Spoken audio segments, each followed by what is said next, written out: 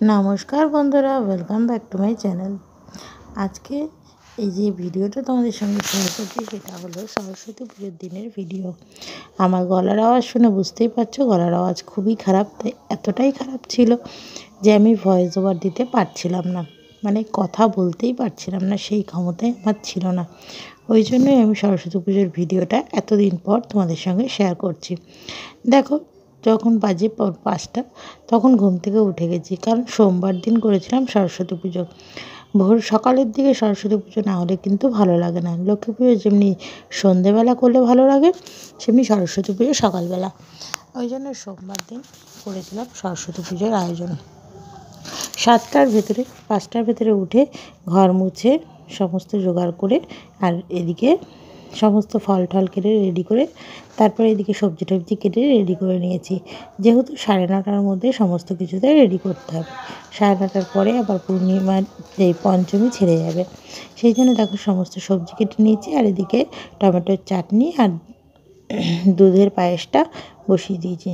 ঠাকুরকে যেহেতু ভোগ দেব, তাই ঠাকুরমশাই প্রথমেই চলে এসেছিলো একটু পুজো করতে, মানে ফলের পুজোটা করে নিতে। কারণ এদিকে ছেলে তো বেশিক্ষণ উপোস করে থাকতে পারবে না, আর ওই জন্য আমি ওকে চেয়েছিলাম একটু সকাল সকাল যাতে অঞ্জলিটা দিয়ে নিতে পারে।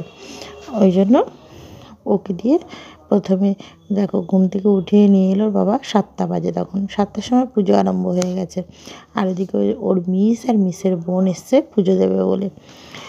তো এদিকে পুজো হচ্ছে, তো তোমরা পুজোটা দেখো। ওইদিকে দেখো ছেলে কিন্তু ঘুম থেকে উঠে কোনো রকম, ওর কিন্তু আর ভালো লাগবে না, এত সকালে ঘুম থেকে ওঠার অভ্যাস নেই, তো ভালো লাগবে না। নিজে এসে চুপচাপ বসে গেছে। ওকে সকালবেলা স্নান করাইনি, জামা কাপড় ছাড়িয়ে নতুন জামা বার করিয়ে দিয়েছি। ওকে বলেছি তো অত সকালে স্নান করে ঠান্ডা লেগে যাবে, ওই জন্য আর স্নান করাইনি। এখন দেখো গোবরটা দিচ্ছি, তাও আমার কষ্ট হচ্ছে। আর এদিকে শুরু হয়ে গেছে পুজোর অঞ্জলি। সবাই অঞ্জলি দিচ্ছে, আমিও অঞ্জলি দিচ্ছি। আমার ছোট্ট ছেলেটা সেও অঞ্জলি দিচ্ছে। আর সবাই পুজো করে নেওয়ার পর এরপরে আমি চলে যাবো ভোগ রান্নার ওদিকে। তোমরা পুজোটা ততক্ষণ উপভোগ করো।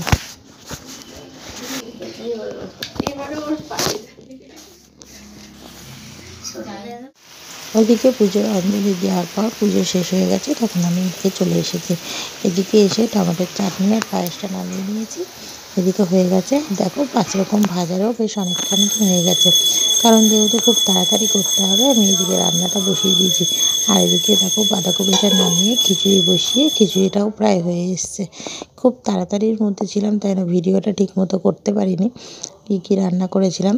তো তোমাদের এখন বলে দিই কী রান্না করেছিলাম। আর এদিকে দেখো হোম করার জন্য ঠাকুরমশাই চলে এসেছে, তখনই আমি ভোগ নিবেদনটা করেছিলাম। কারণ অত সকালে 7টার মধ্যে আমার ভোগটা করে হয়ে উঠেছিল না, তাই না। এদিকে দেখো, আর এদিকে এদিকে ঠাকুরমশাই জোগাড় করছে আমার লাস্ট ভোগ তৈরি হচ্ছে খিচুড়িটা। তা খিচুড়িটাও এদিকে দেখো পুরো হয়ে গেছে, এবারে আমি ঠাকুরের ওখানে নিয়ে যাব। তো আজকে ভোগে দিয়েছিলাম ঠাকুরকে খিচুড়ি, 5 রকমের ভাজা, আর হচ্ছে বাঁধাকপি চাটনি, পায়েস।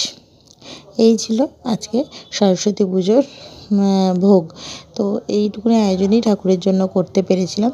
তো যতটুকুনি করতে পারি, কি করব বলো, সকালবেলা এর থেকে বেশি আর করে উঠতে পারিনি, একার হাতে সব কিছু করাবে, হ্যাঁ ওই জন্য আর হয়ে ওঠেনি। এরপরে শুরু হয়ে গেছিলো হোমটা, অনেক কিছু মিস করে যাবে। তোমরা দেখতে থাকো, এখানে কিছু টুইস্ট তো তোমাদের জন্য থাকবেই থাকবে, তো দেখতে থাকো পুরো ভিডিওটা।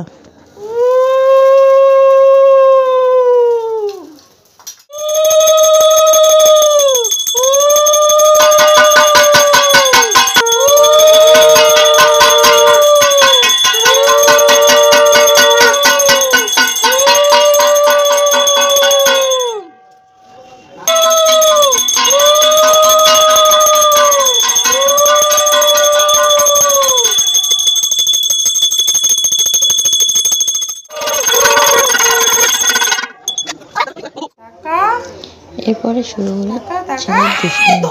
আমি বললাম ঠাকুরের পুজোর দিন, পরের দিন স্নান করে ভোগ যখন নিবেদন করা হয়ে গেছে, তখন আমি ঠাকুরকে বলছি যে তুই ঠাকুরের পাশে দাঁড়িয়ে একটু ছবি তোল।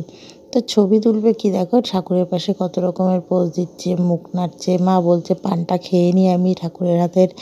এইসব ওর যা দুষ্টুমি। তারপরে শুরু হলো ফটো সেশন। আর এই দেখো কত রকমের পোজ দিচ্ছে, দেখো তোমরাই দেখো কত রকমের পোজ দিচ্ছে। ওই বাপরে বাপ! আর ওর বাবা ওই দিক দিয়েও দুষ্টুমি করে যাচ্ছে, দাঁড়া তুই ফটো তোল, আমি সব ফটো কিন্তু ডিলিট করে দেবো, হ্যান করবো ত্যান করবো। আর ওর বাবার পেছনে লাগছে। কত রকমের তার কায়দা কানুন এইসব ফটো সেশন করতে করতে। আর একটা হচ্ছে এটা রবিবার দিনে পাঞ্জাবি পরে ফটো তোলা, সেটাও তোমাদের সঙ্গে একটু শেয়ার করে নিলাম।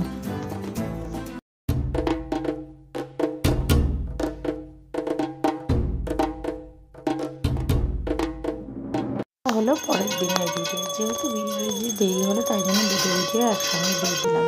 এটা পরের দিন হচ্ছে দধি কর্মা করতে এসেছিলো ঠাকুর বসে, সেই দধি কর্মার ভিডিও। তো ভিডিওটি পুরো কেমন লাগলো অবশ্যই কমেন্ট করে জানিও। ভালো লাগলে লাইক কমেন্ট শেয়ার আর সাবস্ক্রাইব করে দিও। আর স্পেশালি আমার ছেলেকে কেমন লাগলো অবশ্যই কিন্তু কমেন্ট করে জানাতে ভুলো না।